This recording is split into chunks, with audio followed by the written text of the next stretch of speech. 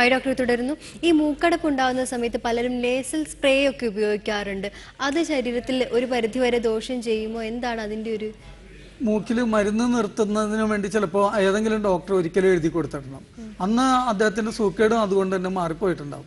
പക്ഷെ പിന്നീട് വരുന്ന എപ്പോഴും ഇത് പതിവായിട്ട് ഉപയോഗിച്ചുകൊണ്ടിരുന്നാൽ ഇത് തന്നെ തുമ്മലിനും അലർജിക്കും മൂക്കടപ്പിനും കാരണമായി മാറും. റിനൈറ്റിസ് മെഡിക്കൽ മെൻഡോസ എന്നാണ് മെഡിക്കൽ ടൈം തന്നെ അതിന്. അതുകൂടാതെ തന്നെ പലരും ഈ ഈസ്നോഫിൽസ്, ബ്ലഡിൽ ഈസ്നോഫിൽസ് ഉണ്ടെങ്കിൽ അത് അലർജിക്കാണെന്ന് തീരുമാനിക്കുകയും ചില ഡോക്ടേഴ്സ് പോലും അങ്ങനെ അലർജി ഈസ്നോഫീലിയ ഉണ്ടെങ്കിൽ അത് അലർജിക്ക് റിനൈറ്റിസ് ആണ്.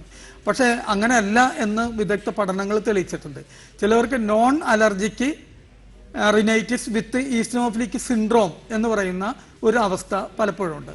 ഈ അവസ്ഥ വരുന്നവരെ തെറ്റിദ്ധരിച്ച് ഈസ്നോഫിലിയ കണ്ടു കഴിഞ്ഞാൽ അത് അലർജിയാണെന്ന് തെറ്റിദ്ധരിച്ചിട്ട് ഇത് കുറയാൻ വേണ്ടി പലപ്പോഴും ഈ റിനൈറ്റിസ് കുറയാൻ വേണ്ടി നേസൽ ഡ്രോപ്സ് ഉപയോഗിക്കും.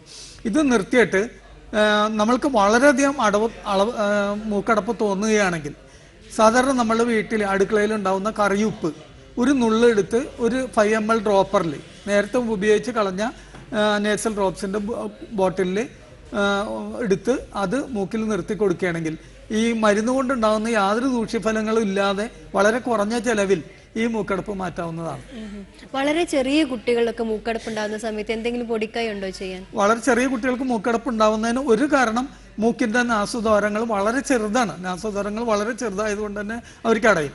രണ്ടാമത് ഈ കുട്ടിയെ പലരും കുട്ടികൾക്ക് ബ്രസ്റ്റ് ഫീഡിങ് കഴിഞ്ഞാൽ മലർത്തിയാണ് കിടത്തുന്നത്. ഒരു കാരണവശാലും മലർത്തി കിടത്തരുത്. കുട്ടികളെ കമഴ്ത്തി തന്നെ കിടത്തണം. കമഴ്ത്തി കിടത്താൽ മൂക്കിൽ നിന്ന് ഒലിക്കുന്ന ഡിസ്ചാർജുകൾ പുറത്തേക്ക് ഒഴുകി പോവുകയും കുട്ടി റീഗർജിറ്റേറ്റ്, അതായത് തേട്ടി വരുമ്പോൾ ഉണ്ടാകുന്ന ആ കർഡൽഡ് ഫോമിലുള്ള തൈര് രൂപത്തിലുള്ള പാല് മൂക്കിലൂടെ വന്ന് ആ മൂക്കടപ്പുണ്ടാവും. അപ്പം ഇത് വന്നു കഴിഞ്ഞാൽ പുറത്തേക്ക് ഒലിച്ചു പോകാൻ വായിൽ തന്നെ ഇരിക്കുന്ന ഈ തൈര് രൂപത്തിലുള്ള തേട്ടി വന്ന ഈ മുലപ്പാൽ പുറത്തേക്ക് ഒഴുകി പോകണമെങ്കിൽ കുട്ടിയെ കമഴ്ത്തിയാണ് കിടത്തേണ്ടത്. ഈ കുട്ടിയെയും നമ്മൾ ചെയ്യേണ്ടത് ഈ മൂക്കിൽ ഈ പിന്നെ ഉപ്പ് ചേർത്ത വെള്ളമാണ് നിർത്തിക്കണം. പിന്നെ കുറഞ്ഞ തോതിൽ ആവി കൊള്ളുന്നതും വലിയവർക്കും കുട്ടികൾക്കും നല്ലതാണ്. പക്ഷെ അത് ഓവറാവാൻ പാടില്ല. കൂടുതലായിട്ട് ആവി കൊണ്ടു കഴിഞ്ഞാൽ പലരും മണിക്കൂറുകളോളൊക്കെ ഇരുന്നിട്ട് ആവി കൊള്ളുന്ന കാണാം, നല്ല സുഖമുണ്ടെന്ന് പറഞ്ഞിട്ട്.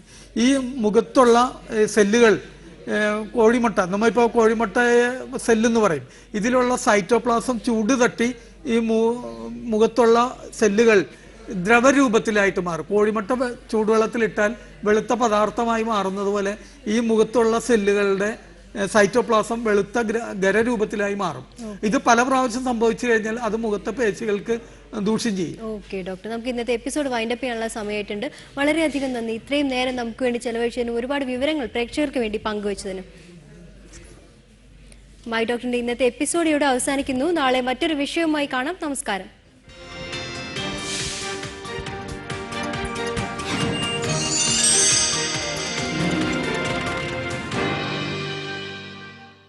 My doctor brought you in association with കണ്ണുകളെ ബാധിക്കുന്ന എല്ലാ ദോഷങ്ങളിൽ നിന്നും നിത്യവും സംരക്ഷണം. Sreedhareeyam Sunetra. Color up your life with Lulu Fashion Store. Hotel all season Christmas ദിന പ്രത്യേക പരിപാടികൾ നിങ്ങൾക്കായി സമർപ്പിക്കുന്നു. Hotel all season.